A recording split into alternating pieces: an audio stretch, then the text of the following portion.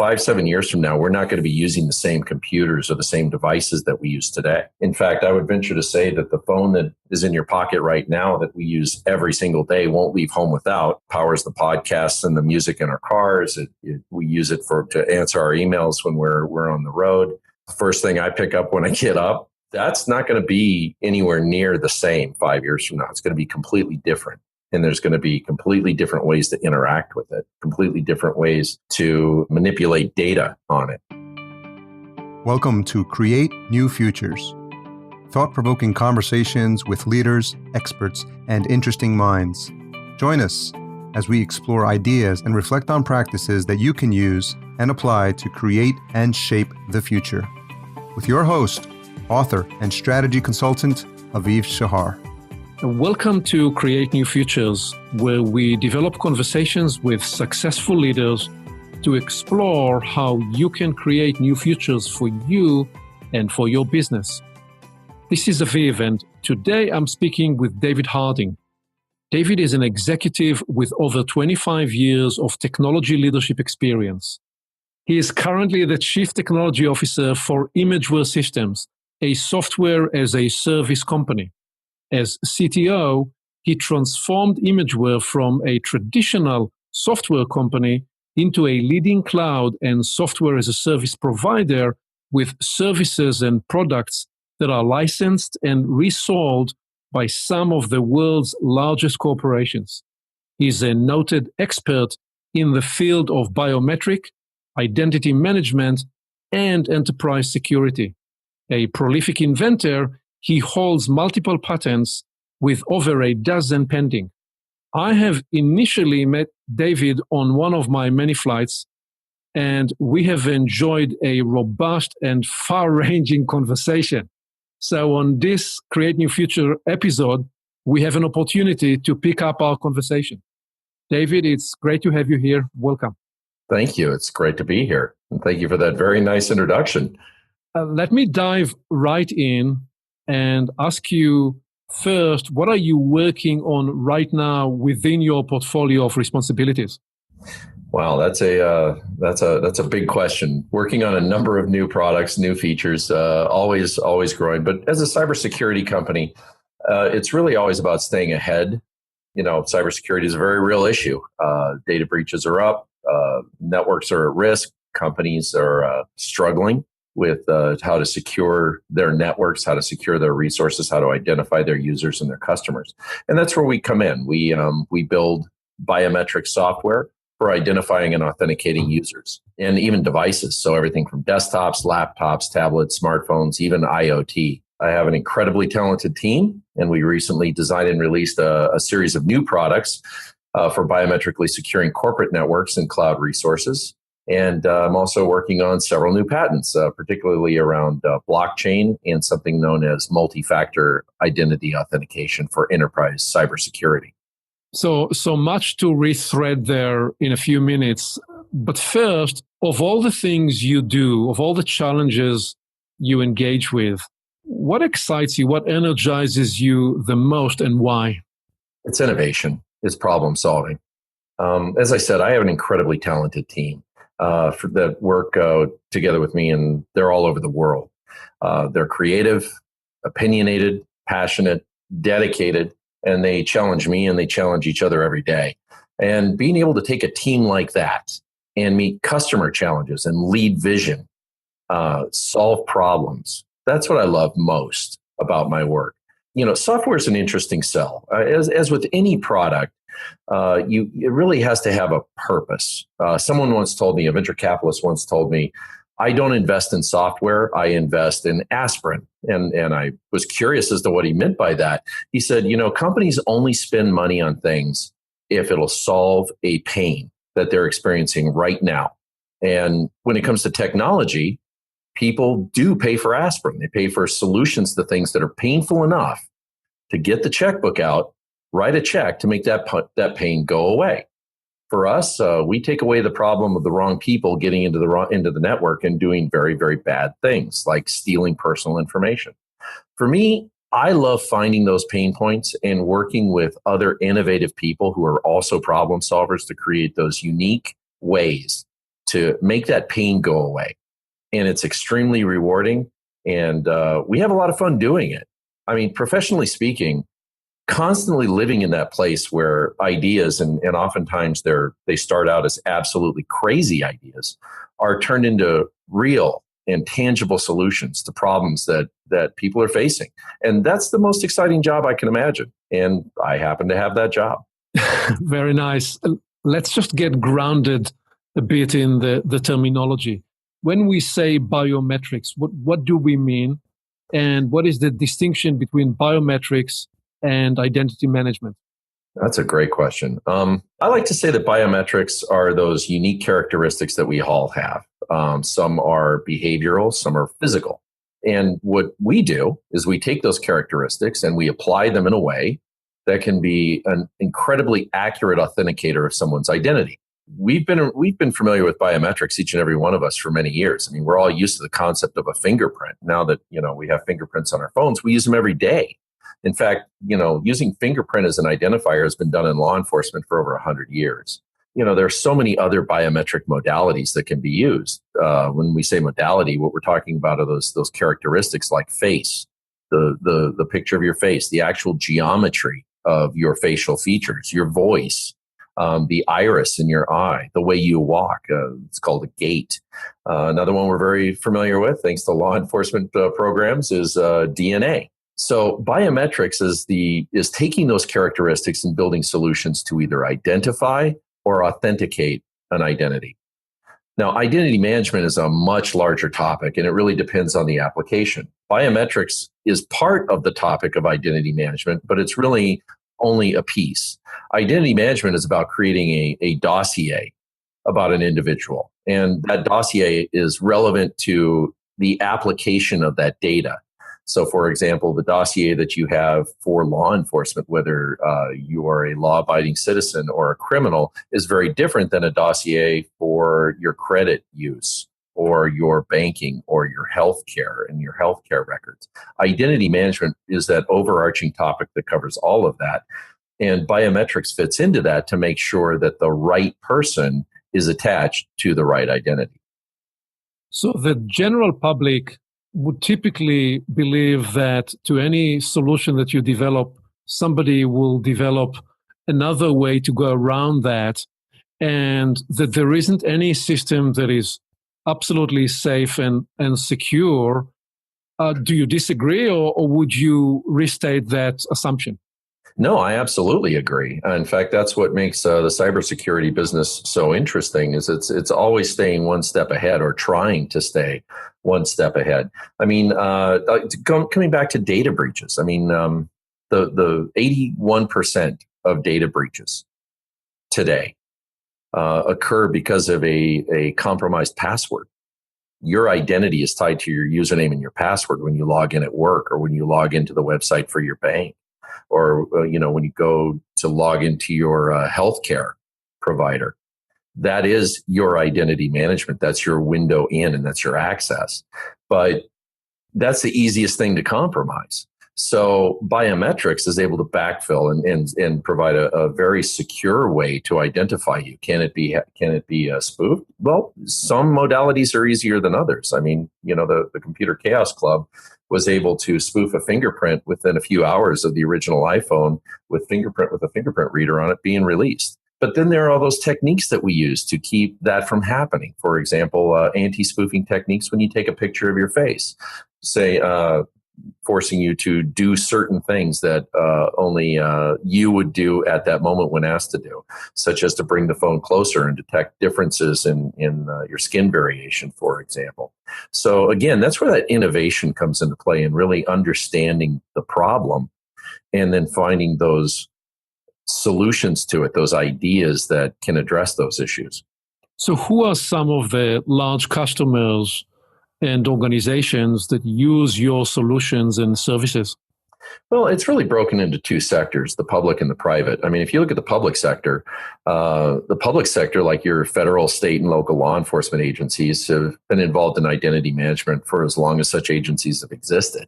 I'm sure we've all heard of how, you get fingerprinted if you're arrested, for example. And these governments have national identity and biometric programs to be able to keep track of criminals, match fingerprints and faces, the mugshots, also track all the other information for that user. That's part of that dossier I talked about, like where they've lived, what aliases they've used, their conviction record, any charges that have been filed, and things like that.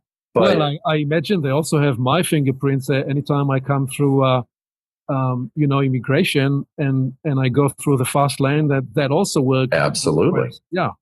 Absolutely, and again, that's where it gets kind of gray between the government and commercial use, because we're starting to see some commercial companies providing those solutions as a service, and then the government's consuming those services. So yeah, I mean, you and I both have probably gone through a number of background checks, and also with registered traveler programs, provided our fingerprints. So we're actually in the system, so to speak, when it comes to that. Right. You look at identity management, though, when you get into the private sector, when you get into the consumer sector, it's huge. That's expanded greatly, predominantly because of social usage and banking. And in fact, those databases are even more sophisticated and sizable. A good example is Facebook. We all think of them as a social media website. I will tell you, they're an identity management company. Their social media platform collects an unbelievable amount of information, not just from their own website and how you use it, but other websites you visit. They even track your offline purchasing. So it's multiple sources they collect this information. They've created incredibly accurate dossiers of people who not only use their platform, they track people who don't. And that's become quite an issue, especially internationally. If you look at new standards that are throughout Europe and now being imposed by Europe onto the rest of the world, like GDPR, where there's privacy for a person's information, or privacy requirements for a person's information. But there are other examples too. I mean, if you look at the service bureaus like TransUnion, Experian, and Equifax, we think of them as places that banks go to, or your when you go to get a car loan or home loan, your credit report comes from those agencies. In fact, they're identity management companies. They have more information about us than just our credit histories. And to prove that point, if you've ever gone to like a bank website and tried to confirm your identity through what they call knowledge-based authentication, or KBA, you get asked questions like, what's your mother's maiden name? Which of the following streets have you lived on?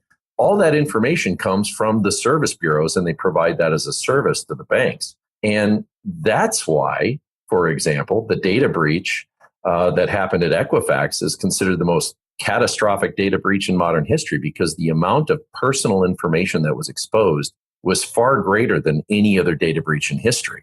So you're talking social security numbers, you're talking, where you, not only where you've lived, but for how long and how much you've made from salary. It's an incredible amount of information that's now in the wild. Indeed. I've always found the riddles of in which addresses have you lived in the past to be the most difficult to solve. Yeah. You have also spoken of blockchain as a space you have developed and working into now. How would you, for people that have so far not been able to wrap their mind around what the blockchain technology is, how do you explain that at a simplistic level? Well, actually, blockchain itself is somewhat at a high level simplistic. It's a database. It's what's known as an immutable database. And like any database, it has its application. I mean, a database is really designed to store data, store information. And most of the databases that we work with are, think about like how a typical company would use a database. They keep a database of their customers, for example, and they keep track of invoices, and they put the information about the invoice, the line items, when it's due. All that information goes in the database.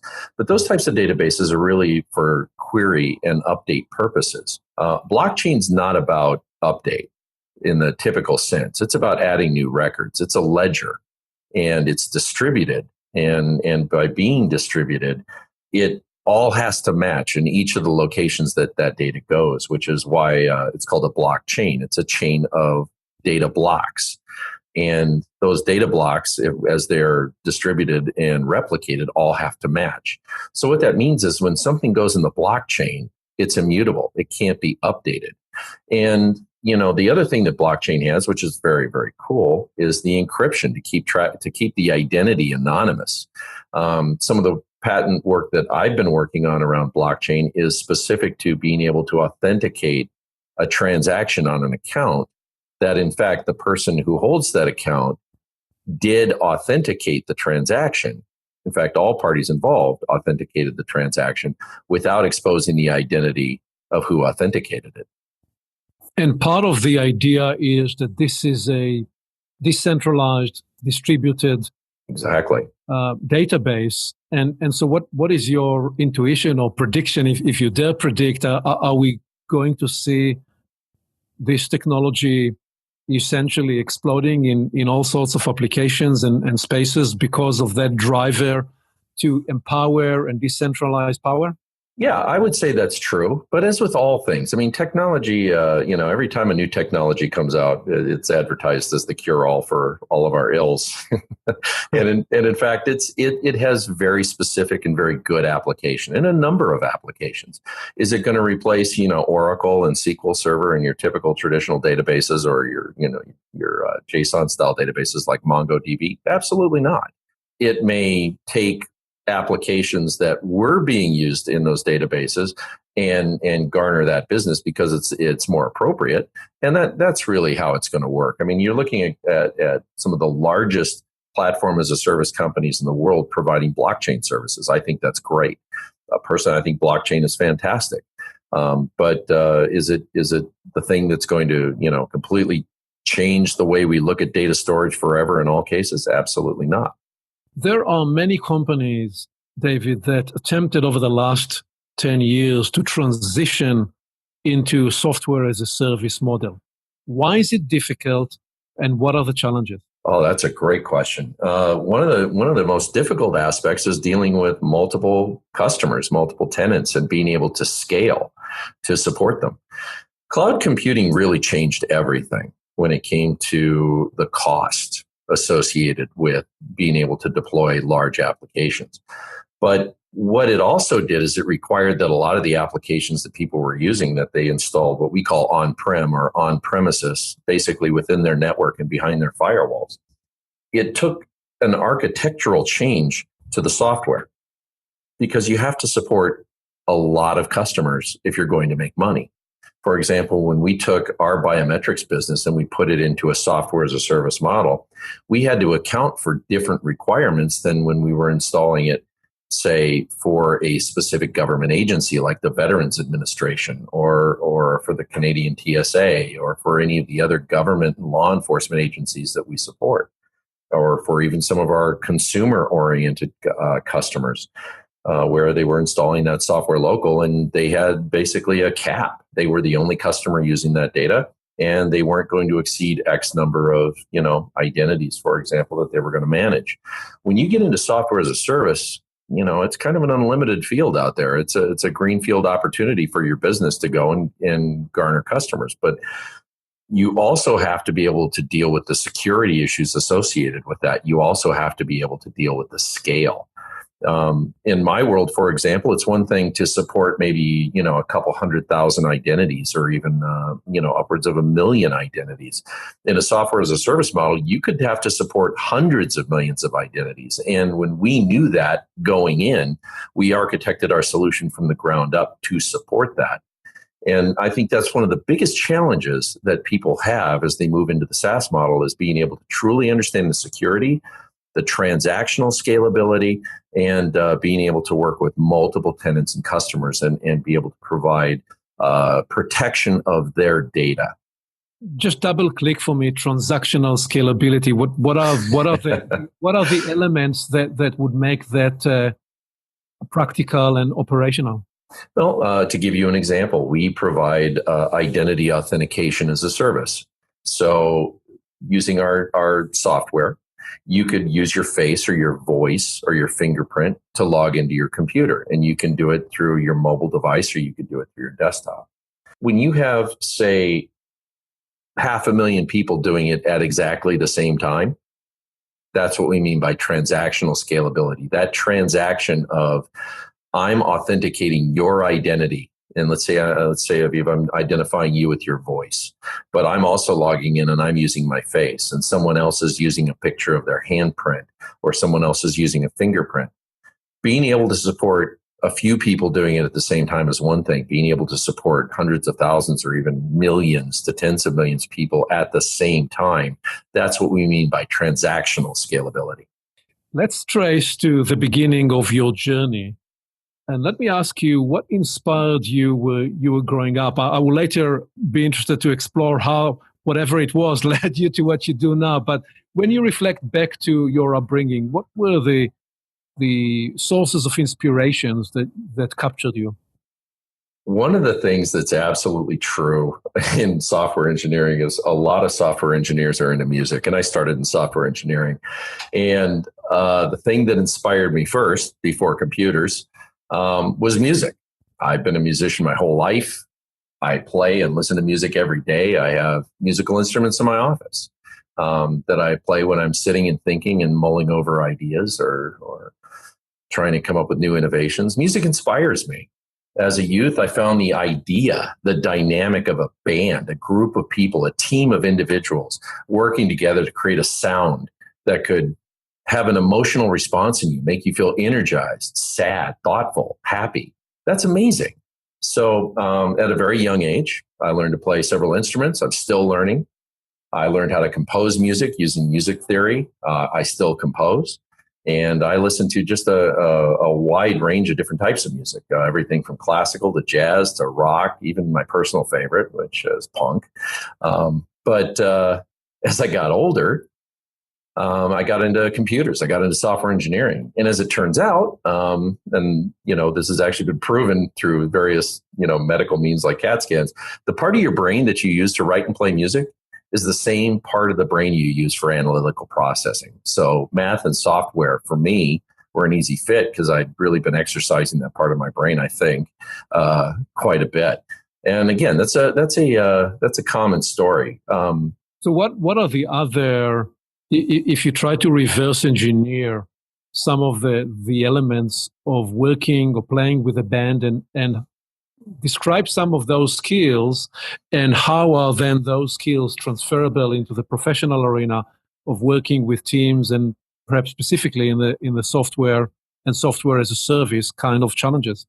Well, I'll actually refer to my favorite album of all time, which is Miles Davis' Kind of Blue, by most jazz experts and musicians. It's considered the seminal jazz album of the bebop era, and some believe it to be one of the best albums ever recorded. The funny thing is it's not really Miles Davis' album. On it are some of the greatest jazz musicians of all time. There's like John Coltrane, there's Cannonball Adderley, and Wynton Kelly, just to name three.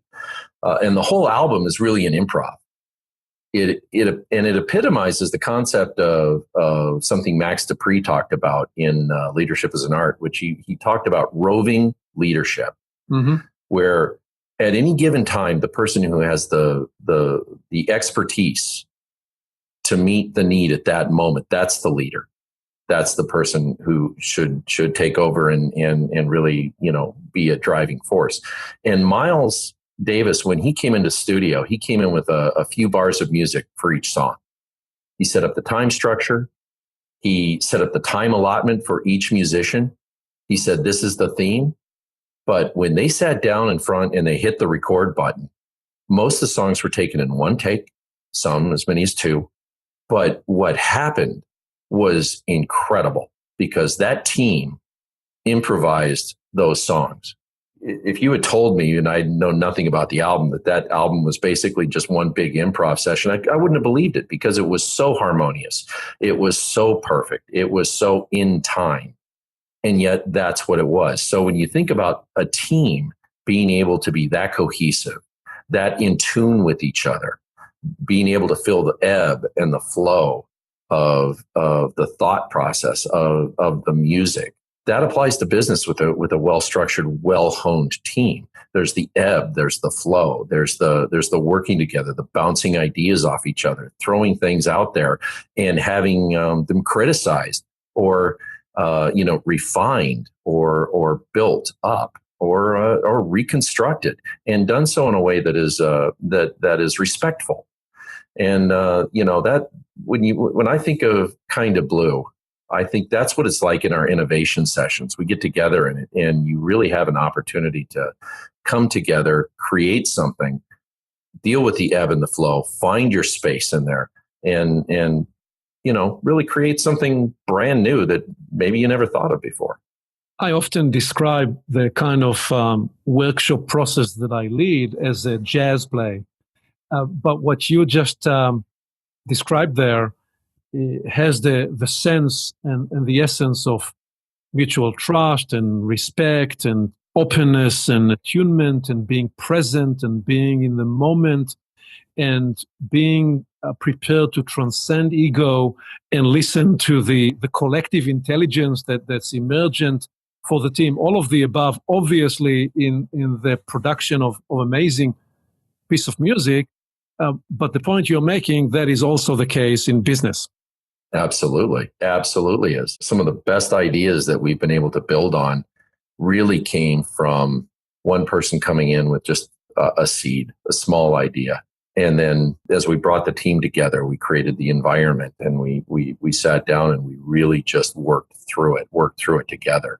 And to your point, it's absolutely amazing what can happen when you have that respect among the team. And you have someone who can then drive that forward, that leadership element that says, okay, guys, let's keep this going down the right road. What's our vision?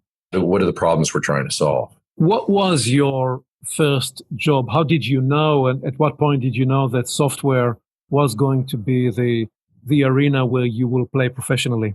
Well, as much as I love music, I wasn't a good enough musician to go pro, so I figured I'd have to come up with a plan B, and that plan B was software. It's an interesting journey. I had never thought about computers really as a kid. Computers were a novelty. The home computer really didn't exist. I'm dating myself here, but my parents had a vision, and they insisted that I learned how to program a computer.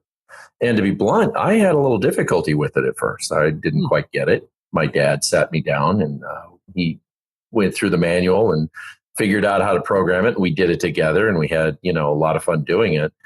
But with his help, I was able to master it quick. And within a year, I was not only developing on one computer, I was developing on large mainframes and programming in 4 different languages. In fact, I even had the opportunity to work at the high school that I was going to, maintaining their computer system and teaching a couple of programming classes. I actually got a paycheck to go to school. Just for perspective's sake, what years are we talking about in that stage of your life? Oh, we're talking early, mid-'80s. Okay, so at that stage, it's pretty rare for youngsters that age to be engaged at that level of programming, or do you have many people around you who are doing the same? No, I was kind of on my own on that. There were a couple other people that I knew that were also into software development, and usually in the classes that I was in, and we would collaborate together and come up with ideas. But I had a lot of other interests as well. So programming was a big part of it, but there were all those other aspects of social life that I also enjoyed. But it really spilled right out of high school into professional work. At 19, I was recruited to work into aerospace, in a really cool and upcoming field called artificial intelligence. So I went right from programming, a mainframe to going and building, artificial intelligence diagnostic systems for manufacturing. And then it kind of just blew up from there. A few years later, I created my first software company. By 26, I moved more into the executive management role. I was a senior vice president in a public company. Well, so couple of threads there to develop. First of all, about artificial intelligence. You've been involved in that space now for 40 years or so. Can you help me understand at a meta level, and you may disagree with my premise here, but why is it that for 30 or even 40 years, artificial intelligence overpromised, and many will agree underdelivered? Oh, it absolutely did. Even at 19, I saw, companies specifically in aerospace dedicating a significant amount of money into artificial intelligence. And the promise was that it was going to really, again, solve all the world's ails. Any technology problem that you had, AI was going to fix it. AI is like all things in technology. It's a small piece of a very big puzzle. Where AI really took off was when it had practical application in larger places. To give you a really good example of where you may not think about AI, at least not initially, is in video games. Video games really took AI to a whole new level. Being able to use it to create very real world, not only real world environments, but real world responses from the characters that you were playing against that were computer based. Other areas where AI, again, was just a fraction of the solution, but really added value, strong value. Being able to do predictive analysis, for example, in things like banking or in healthcare. That's really where it went from being, overpromise, underdeliver to, okay, this has real world application. We need to recognize where it fits. Coming back to your question about blockchain is kind of in the same boat right now. And most new technologies fall into that category. They come in and it's going to be the end all be all and everything's going to go to it. I think blockchain's great. Right now it's being overpromised and it's underdelivering, but there are a lot of good applications for it, and we're going to see it continue to grow. I believe the first to observe this pattern was Peter Drucker, who said that with every new technology, in the first wave, we are over bullish. And then in the second wave, actually, we overcorrect and we are bearish. I, of course, have experienced that in the first ever coming to lending practice, because the first approach to lending, I produced an embarrassing overshoot. So I was halfway above the runway, still at, 300 or 400 feet, thinking that I was going to land until my instructor said to me, you've got to go around because you're never going to land this.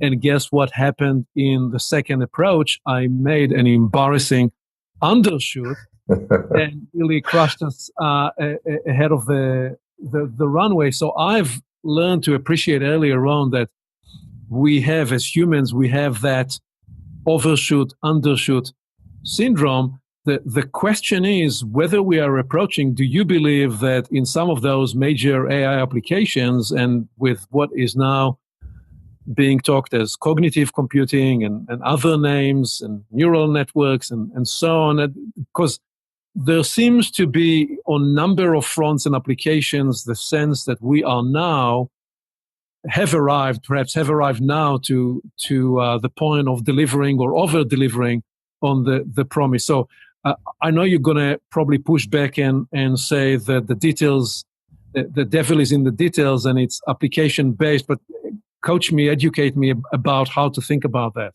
I think you're spot on, actually. I mean, if you look at in my business, biometrics, for example, we experience the same thing as every technology does. When I met Jim Miller, our CEO, and he asked me to come on board, he showed me a vision of how biometric-based identity management would change the world and create a new future. He was convincing, passionate, honest. He still is. I'm here 12 years. We're just now starting to see the wave. We really started to see it on the consumer side, like with the iPhone when we put a fingerprint reader in.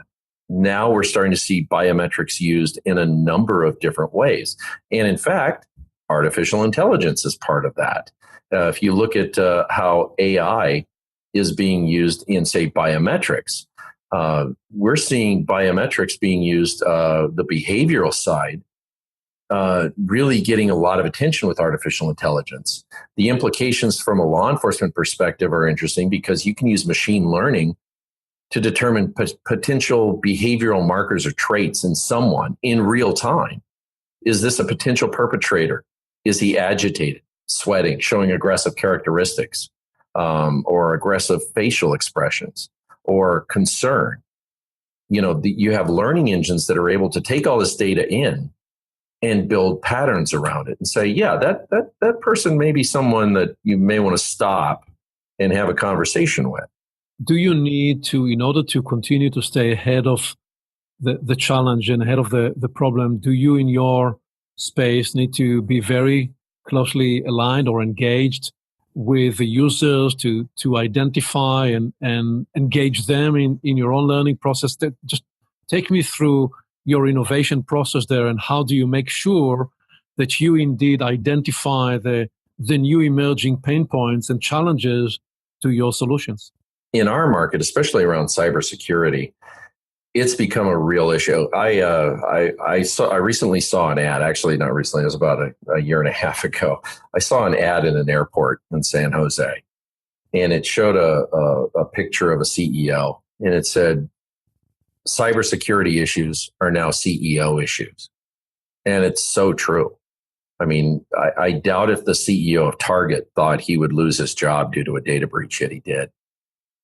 There was a cyber breach. It was a cybersecurity breach, and their customers' data was stolen, and the board had to respond. And he wasn't. I doubt he was directly involved in the IT decisions. Yet, the buck stopped at his desk, so to speak, and he ended up losing his job. So, if you look at our customers' pain points, it's their reputation. 60% of the businesses that suffer a data breach are out of business in 6 months. Wow. I mean, that's a remarkable number.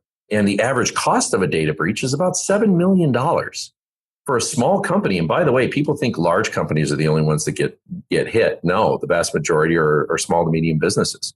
So our customers in our market are definitely feeling pain.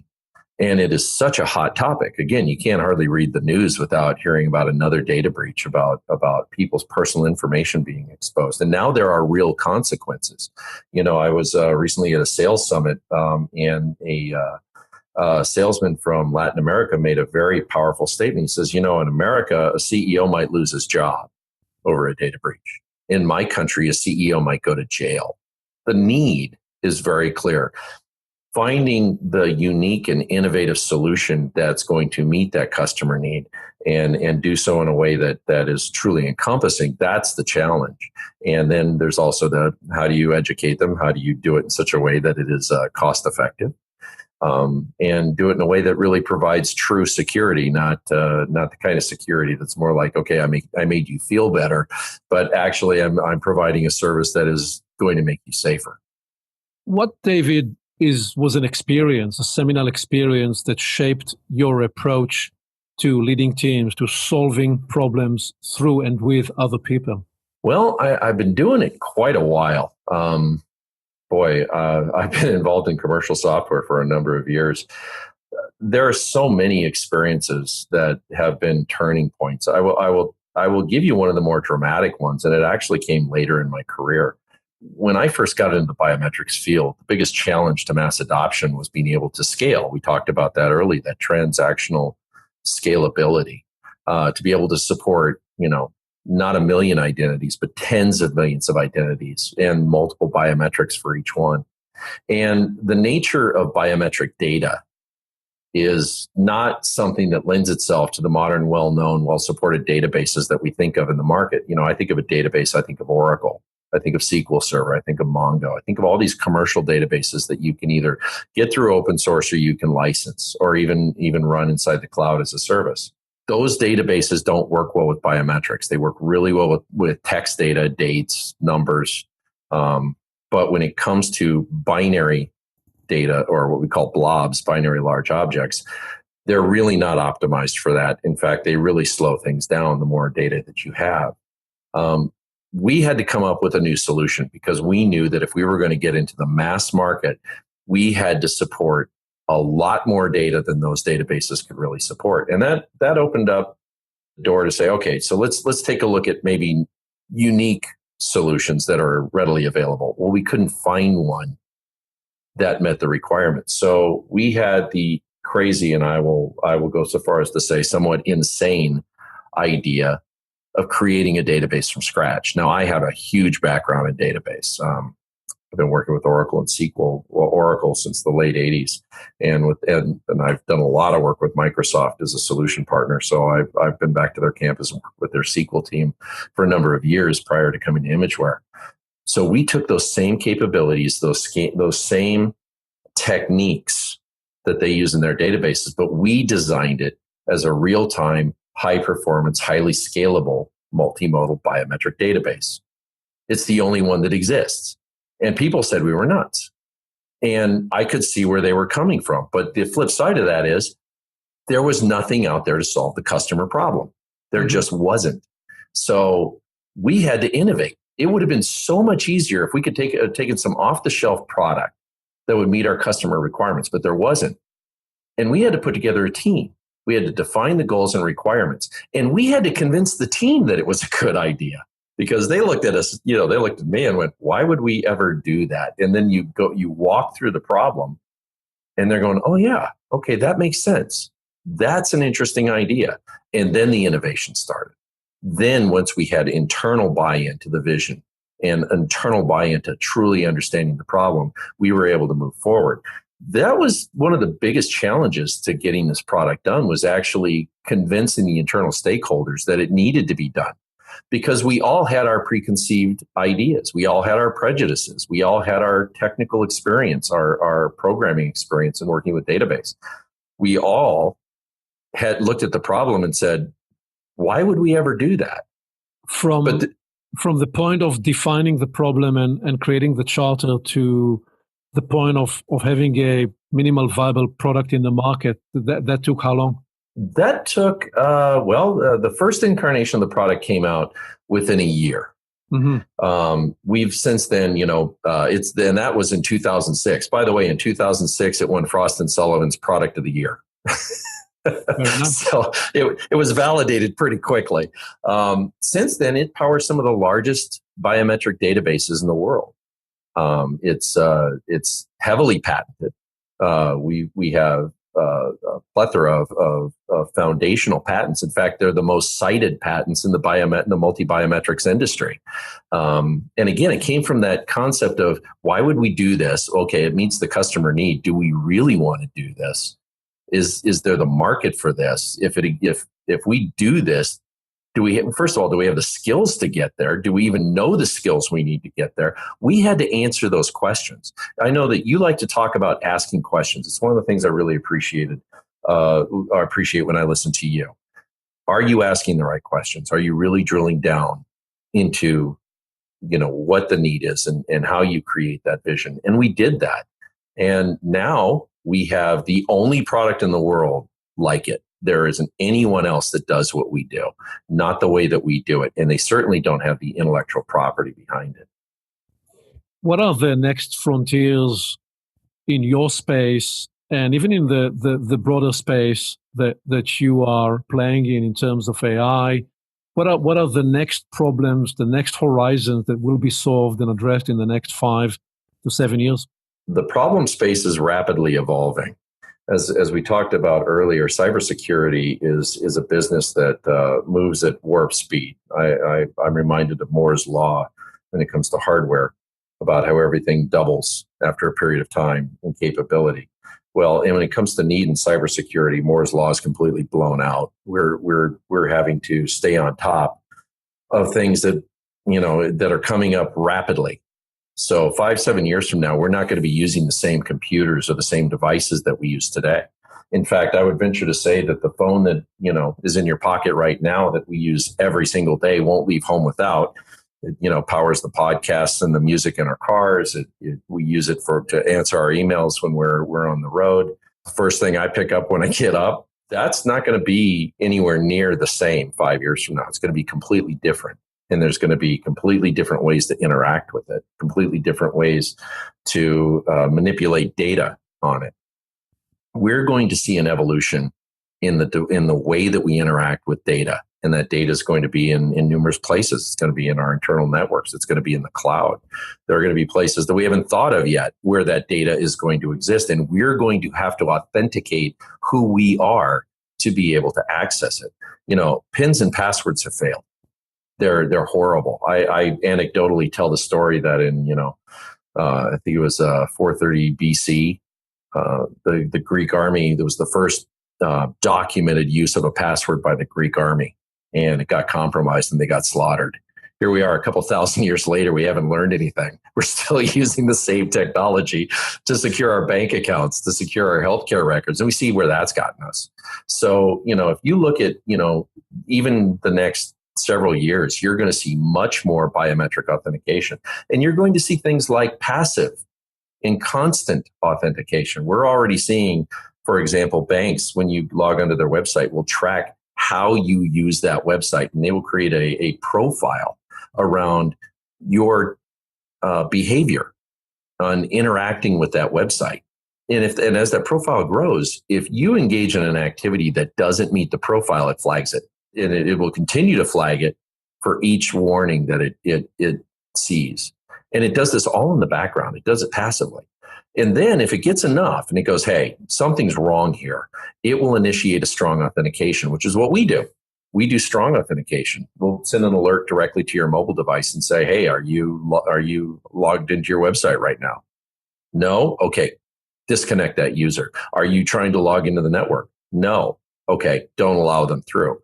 Or yes, okay, let's prove it's you. Let's take a picture of your face. Let's capture your voice. Let's capture your fingerprint or your handprint, and authenticate who you are to make sure that you're allowed to have access. I suppose somebody would offer that humorously, the system will identify when you have identity crisis, when you're upset and you're behaving out of character, it will flag you too and reorient you back to be yourself. You're not wrong. Behavioral analytics and machine learning are two fields that are rapidly growing. I mean, one of the most rapidly growing segments for employment is data scientists. Yes. Okay, there's a reason for that. A lot of it comes down to being able to analyze data just like that, finding those trends, being able to create those profiles, and steer someone or an event or a transaction in the right direction if it's getting off track based on that analysis. If you were again today in your mid-20s and trying to find your way in the world, how would you approach this conundrum with what you know today? What would you do different? Where would you direct your efforts? Well, I happen to have a son in his 20s, and I will give the same advice I give to him. There are two things. First of all, do what you love. He, like me, is a musician. He's infinitely more talented than I am, and he's pursuing it as a career. And he absolutely loves it, and he's doing well because of it. When you have the love for what you do, when you have the passion, that's where innovation comes from. It comes from passion. It also comes from the ability to take that passion and set aside all your preconceived notions and accept the implausible as possibly being doable and explore it. The second is, I would say, no matter what you do, no matter what career you pursue, good skills when it comes to working with and understanding and empathizing with others, the classic people skills. If you have the ability to truly interact positively with someone, to listen to their ideas, to share your own ideas, and to build on that, it doesn't matter what it is you're doing. It could be music, it could be software, it could be building a house, it could be designing a building. It doesn't matter. That teamwork, that collaborative spirit, that passion that multiple people can share together, that's something that is, while it can be inherent, many times it's learned. And that's something that we all need to learn and exercise. Find your passion to possibly the point of surrender where the impossible become possible and doable. Number Absolutely. one. And number two, develop the skill with people, the sociability, the ability to facilitate and bring the best in other people. And somewhere in the convergence of those two things, you will find your path forward. I couldn't agree more. David, this was a rich exploration with you today as we bring this to landing over and above what you already just offered, which is extraordinarily rich. Any other parting wisdom to people listening to create new futures that you'd like to offer? I always try to remember, as leaders, it's up to us to work together with our teams to understand the goals, understand and define the vision, and adapt because things will change. The landscape will be altered. And being able to adapt is absolutely key to being able to consistently execute. As I said before, people skills are something you have to constantly work at improving. We have to work at our communication, our understanding, and the word I like to use a lot is empathy. We must work to not only understand our peers, our subordinates, our superiors, and our customers, we have to be able to empathize with them. And empathy, by definition, is feeling what another is feeling, not just understanding it. And sometimes I'm good at that, sometimes I'm not. But I try to keep in mind that another's intentions are not any less pure than my own. So to try and really see it through their eyes, as they used to say, walk a mile in their shoes. That's different than just understanding where they're coming from. That's you beautiful. need to feel where they're coming from. And if you do that, you have thoughtful communication. You can figure out what it's going to make for you both to collaborate together and innovate. And as you say, create new futures. Thank you so much. Oh, thank you. It's been a real pleasure, as always. Here we are. We've landed this Create New Futures journey, and it's your time to take action, to create your new future. Here are a few steps you can take this week. First, find what fills you with energy and passion to the point where the impossible becomes doable. Life is precious, and your gifts are unique. And you therefore have an obligation to discover how to bring forward those gifts and your passion. Second, lead by connecting with people and by empathizing with them. As David suggested, never stop learning, developing, and growing in your ability to bring people together. By convening talented people around you, you create new opportunities and open new futures for them and for you. Third, learn to adapt and create innovative environments around you. Innovation, as David suggested, involves roving and distributed leadership, where people get to lead by know-how, by passion, by merit of ideas, and by the readiness to take risks and come up with solutions, creative and innovative solutions. We are here on this earth to contribute, to create innovative solutions, to make this world a little better because we are here today. Discover how you can contribute and transform your environment, and you will live an even happier and more fulfilling life. One more thing, you can reach me directly by phone and on email to explore how we can help you and your team create your new future. See you next time. Thank you for listening. Aviv always encourages his clients to identify the one or two ideas they can move forward into action immediately. What will you capture and apply today? You can always begin with a small action and then build momentum over time. When you move forward from an idea to action, you get immediate ROI, return on the time you invested, and return of learning. And then the learning cycle builds the success propulsion. One more thing. You can reach Aviv directly by phone and email to discover how he can help you create a new future for your business and organization. Creating your new future can begin today.